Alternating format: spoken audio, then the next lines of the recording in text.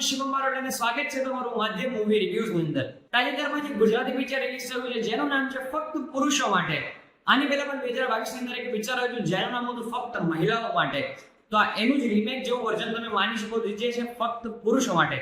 તો એ પિક્ચર કેવું છે એની વિશે આપણે વાત કરીશું. પિક્ચરના રાઇટર અને ડાયરેક્ટર બંને એક જ જણા છે જેનું નામ છે જય બોડાસ અને પાર્થ ત્રિવેદી. આ પિક્ચરના અંદરના એક્ટરોની વાત કરીએ તો એક્ટરોની અંદર છે યશ સોની, અમિતાભ બચ્ચન, દર્શન જયવાલા, એશા કંસારા અને મિત્ર ગઢવી. પિક્ચરની બેઝિક સ્ટોરી લાઇનની વાત કરીએ તો એવું છે કે ભાઈ યશ સોનીના દાદાજી એ મરી ગયા છે અને એમને પુનર્જન્મ લેવો છે પોતાના પૌત્રના દીકરા સ્વરૂપે. હવે દાદાજી સ્વર્ગમાંથી અરજી તો લઈ આવે છે ધરતી ઉપર આવવાની, પણ એમનો દીકરો આ બધી વસ્તુને કઈ રીતે અટકાવે છે અને દાદાજીનું પુનર્જન્મ થાય છે કે નહીં એ જોવા માટે તમારે પિક્ચર આખું જોવું પડશે. પિક્ચરની થોડી બેઝિક વાત કરીએ તો ઇન્ટરવલ પહેલાનો જે હાફ છે મસ્ત મજા આવે છે.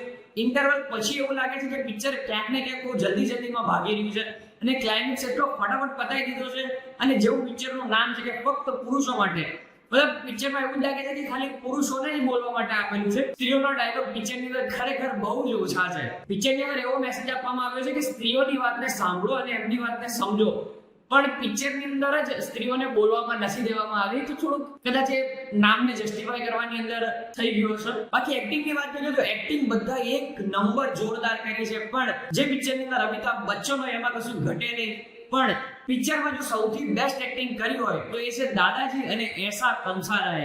મિત્ર ગઢવીએ પણ પોતાનો કોમેડી ટચ એકદમ જોરદાર આપેલો છે. ખરેખર એક લાઈનમાં કહું તો પિક્ચર ખરેખર સારું છે, વન ટાઈમ વોચેબલ છે. તમે ફેમિલી સાથે આખા પિક્ચરને જોઈ શકો છો. અને એક વાત હું તમને જરૂરથી કહીશ કે ફક્ત મહિલાઓ માટેમાં જેટલી તમને મજા આવી હતી એના કરતા વધારે મજા, વધારે કોમેડી, વધારે સસ્પેન્સ આ પિક્ચરની અંદર છે.